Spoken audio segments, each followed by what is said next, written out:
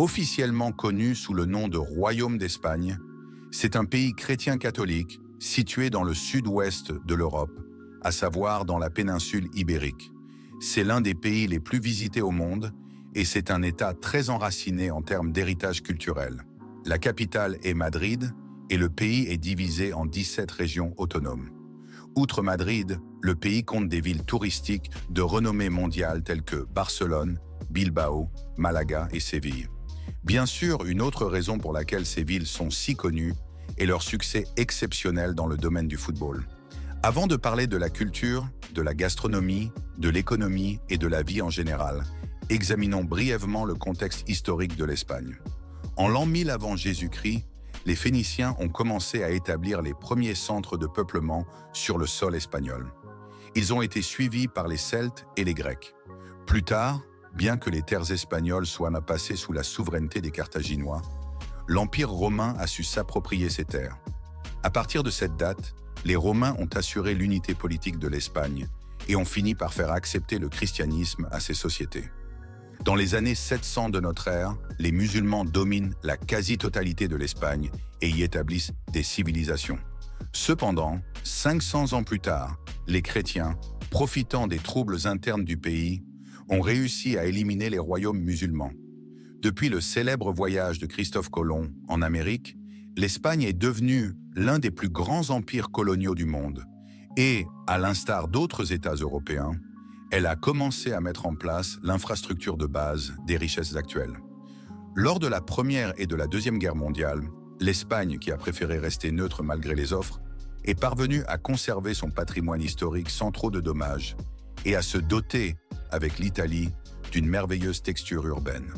Aujourd'hui, pour une raison ou une autre, l'Espagne ne figure pas parmi les premiers choix des personnes qui souhaitent émigrer à l'étranger. Par exemple, les personnes de votre entourage qui rêvent de voyager à l'étranger citent généralement des pays tels que l'Amérique, l'Angleterre, le Canada. On entend même les noms de pays scandinaves froids comme la Norvège et la Suède. Mais quand il s'agit de l'Espagne, c'est à peine si l'on entend ce nom. Les personnes qui émigrent ici constituent généralement un groupe plus spécifique, plus limité. Peut-être que ce pays, avec son architecture célèbre, ses plages magnifiques, ses festivals et sa capitale du football, est parfait pour voyager, mais pas assez attrayant pour y vivre. Je m'étendrai sur le sujet, mais il convient de noter que ceux qui ont vécu dans ce pays affirment que leur qualité de vie est nettement supérieure à celle qu'ils avaient auparavant. En d'autres termes, vous avez plus de temps pour vivre votre vie et vivre plus d'expériences. En termes simples, les Espagnols travaillent archi pour vivre et non pas vivent pour travailler. En particulier pendant les mois d'été, où le soleil ne se couche pas avant minuit, on peut dire que les gens vivent leur vie dans les rues et sur les plages. Bien sûr, tout le monde n'a pas cette chance. Par exemple, dans certains secteurs, bien que les déjeuners couvrent une période parfaite de 2 heures, il faut parfois attendre jusqu'à 20 ou 21 heures pour quitter le travail. Ils ont une étrange tradition en matière de pause. Les lieux de travail font une pause à l'heure du déjeuner, appelée siesta. À l'heure de la sieste, de nombreux lieux de travail ferment et les gens rentrent chez eux pour dormir ou passer du temps sur la plage. Cela signifie que l'on passe la majeure partie de la journée au travail. C'est difficile pour de nombreuses personnes habituées à la routine 8h-17h. Ils ne peuvent pas passer du temps avec leur famille ou, s'ils aiment jouer, ils n'ont pas assez de temps pour jouer à la FIFA. D'autre part, le taux de chômage dans ce pays est beaucoup plus élevé que dans d'autres pays européens. Par exemple, une évaluation réalisée ces dernières années a révélé que près de 20% de la population était au chômage. Il n'est donc pas facile de trouver un emploi en Espagne. Si vous trouvez un emploi, le coût de la vie est faible, mais les salaires ne sont jamais élevés. Les appartements coûtent environ 500 € par mois, tandis que les maisons individuelles coûtent environ 800 €. La nourriture est vraiment bon marché. Par exemple, à Grenade, ville réputée pour sa cuisine, vous pouvez prendre un excellent repas pour 10 €. Vous pouvez également vous offrir une boisson et un encas copieux dans un café pour ce prix. Par ailleurs, si vous trouvez un emploi en Espagne, vous gagnerez probablement plus de 1 500 €. Si vous avez un emploi professionnel, vous pouvez même atteindre 3 000 € par mois. Nous pouvons en tirer la conclusion suivante. Oui, les salaires sont bas, mais la vie est tout aussi bon marché. Le pouvoir d'achat est donc élevé. Si vous voulez manger au restaurant avec votre famille, vous ne devez pas avoir peur d'entrer dans un restaurant.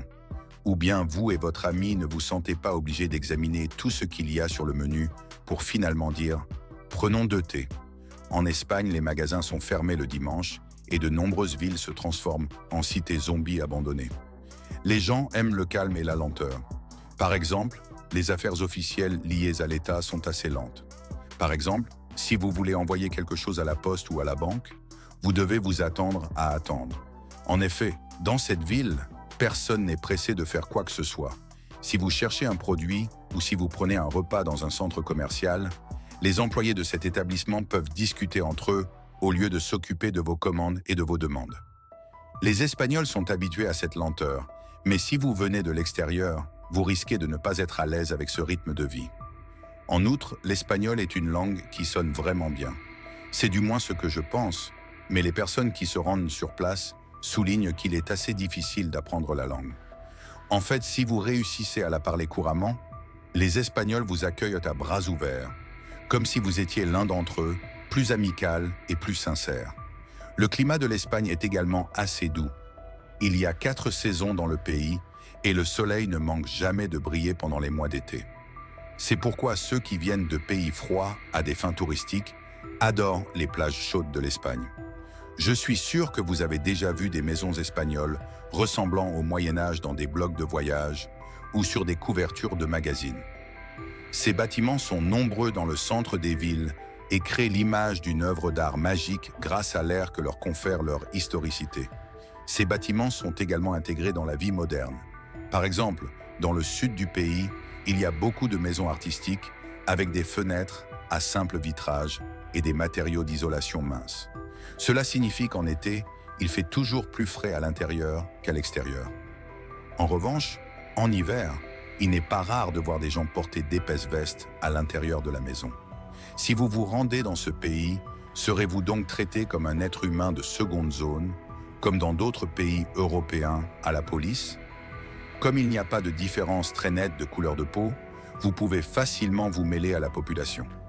Toutefois, les habitants peuvent s'intéresser à la politique et poser des questions sur la politique étrangère. En outre, il peut y avoir une certaine froideur due aux guerres historiques du passé. Néanmoins, les Espagnols sont généralement des personnes chaleureuses et extraverties qui aiment s'amuser et vivre. Comme dans tous les pays, il n'est pas facile de vivre dans une autre culture avec son propre bagage culturel et social. Il faut essayer de s'y adapter et, pour cela, sacrifier une partie de sa vie. Sinon, vous risquez de renoncer rapidement à vivre à l'étranger ou d'y être malheureux. À mon avis, l'Espagne est l'un des pays qu'il faut visiter avant de mourir. Que vous y viviez en permanence ou que vous la visitiez en tant que touriste, c'est à vous de décider.